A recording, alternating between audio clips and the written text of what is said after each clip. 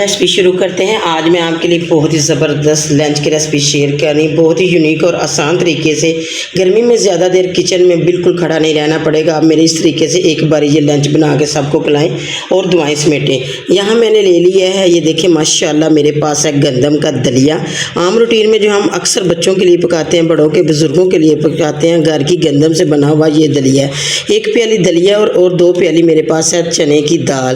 ان دونوں کو اچھی طرح واش کریں گے، بھگو کے نہیں ہم نے رکھنا۔ اور ادھر میرے پاس ہے آدھا کلو چکن، اس کو میں نے اچھی طرح واش کر لیا۔ تو چلے سٹارٹ کرتے ہیں۔ اس کو کیسے ویڈیو کو بنانا ہے، آپ نے ویڈیو کو پورا واچ کرتے ہوئے میرے ساتھ رہنا ہے، کہیں سے مسٹیک نہیں کرنی۔ اگر آپ مسٹیک کریں گے تو ریسپی لمبی ہو جائے گی اور میرے اس طریقے سے بنانے کی وجہ سے آپ کی ریسپی خراب ہو جائے گی۔ ویڈیو کو پورا فالو کریں گے تو آپ کی ریسپی مجھ سے زیادہ بہتر بنے گی اور کچن میں گھنٹوں کھڑا نہیں رہنا پڑے گا۔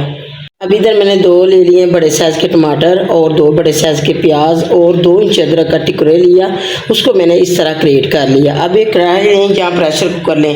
بہتر تو یہی ہے کہ پریشر کوکر میں 15 منٹ میں لنچ بن کے تیار ہو جاتا ہے۔ پریشر کوکر میں 1 کپ ڈال دیں کوکنگ آئل۔ اب میں نے ایک پریشر کوکر لے لیا، اس میں میں نے ڈال دیا 1/2 کپ کوکنگ آئل۔ نارمل سا گرم گھی ہوتے ہی اس میں ڈال دیا چکن کو 1 ٹیبل اسپون نمک ڈال کے اس کو ہلکا سا روسٹ کرتے ہیں۔ تو اب میں نے اس میں 1 ٹیبل اسپون نمک ڈال دیا۔ نمک ڈالنے کے بعد ہم اس کی مکس کرتے ہوئے بنائی کریں گے، گھی سیپریٹ ہو جائے اور چکن جو ہے اچھی طرح ٹینڈر ہو جائے۔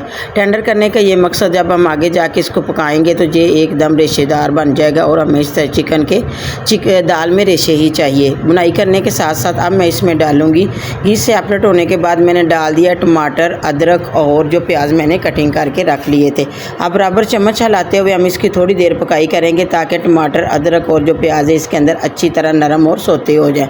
ساتھ ساتھ برابر چمچ چلاتے جائیں گے، ساتھ ساتھ ہم اس کی پکائی کرتے جائیں گے۔ اسی سٹیج پہ میں ڈالوں گی 1.5 ٹیبل اسپون سرخ مرچ کا پاؤڈر، 1/2 ٹیبل اسپون ہلدی ڈال دیں گے اور اس کی بنائی کریں گے۔ ساتھ ساتھ تھوڑا تھوڑا پانی لگاتے جائیں گے اور اس کی بنائی کرتے جائیں گے۔ بنائی کرنے کا مقصد ہے کہ کچا پانی اس کا ختم ہو جائے اور جو ٹماٹر اور پیاز اس کا کلر نہیں چینج ہونا چاہیے۔ تھوڑا تھوڑا پانی ڈالنے کے بعد میں نے اس کی بنائی کی ہے، دیکھیں ماشاءاللہ۔ اور اب میں اس میں ڈالوں گی 2 لیٹر پانی۔ گھی سیپریٹ ہونے کے بعد میں نے 2 لیٹر اس میں پانی ڈال دیا اور جو پہلے ہی میں نے آپ کے ساتھ شیئر کیا تھا دلیا اور چنے کی دال، یہ میں بہت ہی آسان اور شارٹ کٹ طریقے سے کچن میں زیادہ دیر نہیں کھڑا رہنے پڑے گا۔ میرے اس طریقے سے یہ ریسپی بنائیں لنچ میں تو یقین کرے کھا کے مزہ آ جائے گا۔ ایک تو کم بچت اور ایک کم وقت میں بن کے تیار ہو جاتی ہے۔ پانی میں نے ڈال دیا اور پانی گرم ہونے سے پہلے میں نے اس میں دلیا اور چنے کی دال واش کر کے اچھی طرح ڈال دی اور مکس کر کے 2 سے 3 منٹ تک پہلے ہم اس کو پکائیں گے۔ پکانے کے بعد جب بوائل آنا شروع ہو جائے تو ہم اس کو ویٹ لگائیں گے صرف 10 منٹ کے لیے۔